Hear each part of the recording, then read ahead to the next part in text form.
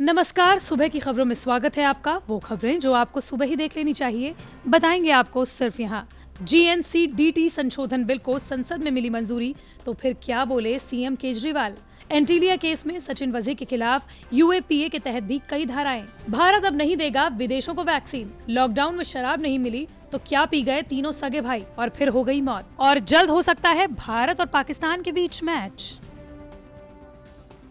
दिल्ली में उपराज्यपाल को ज्यादा शक्तियां देने वाले बिल को राज्यसभा में मंजूरी मिल गई। इससे पहले 22 मार्च को राजधानी क्षेत्र दिल्ली सरकार संशोधन विधेयक 2021 यानी कि GNC-DT संशोधन विधेयक लोकसभा से पास हुआ था। इस बिल का दिल्ली में सत्तारूढ़ आम आदमी पार्टी, कांग्रेस समेत कई दलों ने विरोध किया था। राज्यसभा से बिल को मंजूरी मिलने के बाद दिल्ली के मुख्यमंत्री अरविंद केजरीवाल ने कहा कि भारतीय लोकतंत्र के लिए ये दुखद दिन है। हम लोग अधिकार देने के लिए संघर्ष जारी रखेंगे। जो भी बाधाएं आएंगी हम अच्छा काम करते रहेंगे।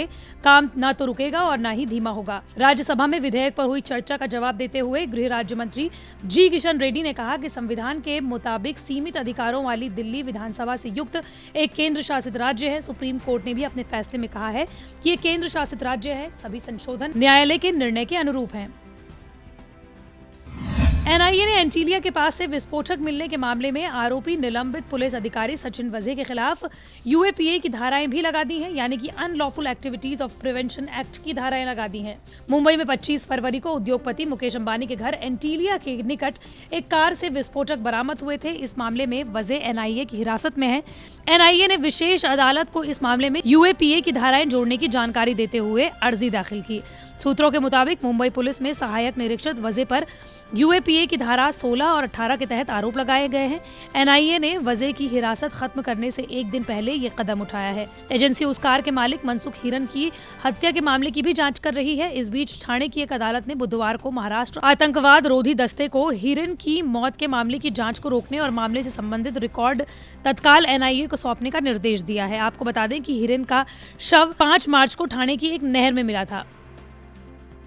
देश भर में अचानक से कोरोना संक्रमण के मामले बढ़ने से सरकार की चिंताएं बढ़ गई हैं, जिसके चलते भारत से निर्यात हो रही कोरोना वैक्सीन को रोका गया है। फिलहाल देश भर में 5 करोड़ से ज्यादा लोगों को कोरोना वैक्सीन की खुराक दी जा रही है। वहीं कोरोना संक्रमण के अचानक से बढ़ने के कारण भारत आगामी कुछ महीनों तक कोरोना वैक्सीन के निर्यात का विस्तार नहीं करेगा। कोरोना वायरस संक्रमण के मामले बढ़ने के मद्देनजर उसका ध्यान घरेलू मांग को पूरा करने पर केंद्रित हो गया है। इस जानकारी रखने वाले अधिकारियों ने ये भी बताया कि भारत सभी देशों से की जा रही मौजूदा प्रतिबद्धताएं पूरी करेगा, लेकिन घरेलू मांग पूरी करने के लिए आगामी कुछ महीनों के लिए निर्यात नहीं करेगा, यानी कि विदेशों को वैक्सीन नहीं उपलब्ध कराएगा। उन्होंने ये भी बताया कि 2-3 महीनों बाद हालात की समीक्षा की जाएगी। भारत ने विदेशों में टीके की आपूर्ति करना 20 जनवरी से शुरू किया था। भारत ने अब तक 80 देशों में टीके की 6 करोड़ 4 लाख खुराक भिजवा दी है। देश भर में कोरोना के मामले में बढ़ोतरी के कारण कई जगहों पर लॉकडाउन लगाया जा रहा है। इस बीच मध्य प्रदेश से हैरान करने वाली घटनाएं सामने आ रही हैं। कोरोना के मामले को बढ़ते हुए देख पिछले रविवार यानी कि 21 मार्च को भोपाल, इंदौर और जबलपुर में लॉकडाउन लगा दिया गया था। लॉकडाउन था तो शराब की दुकानें भी बंद थी।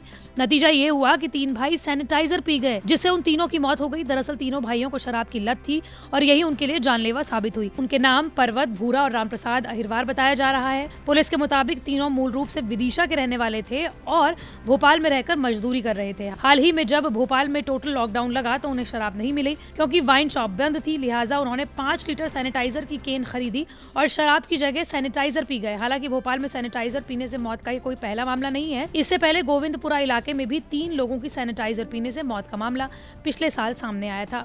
भारत और पाकिस्तान के बीच लंबे समय से क्रिकेट मैच नहीं हो रहे हैं। सीमा पर तनाव के चलते दोनों देशों के बीच क्रिकेट संबंध भी टूटे हुए हैं। अभी भारत और पाकिस्तान केवल ICC के टूर्नामेंट में ही भिड़ते हैं, लेकिन अब इस मामले में अच्छी खबर है। अब दोनों देशों के बीच बर्फ पिघलने लगी है। खबर है कि दोनों देशों के बीच क्रिकेट सीरीज शुरू करने को लेकर बात चल रही है। पाकिस्तान के उर्दू अखबार डेली जंग ने पाकिस्तान क्रिकेट बोर्ड के हवाले से ये खबर दी है। अखबार के मुताबिक PCB के एक अधिकारी ने संकेत दिए हैं कि उन्हें क्रिकेट डिप्लोमेसी को लेकर तैयार रहने को कहा गया है।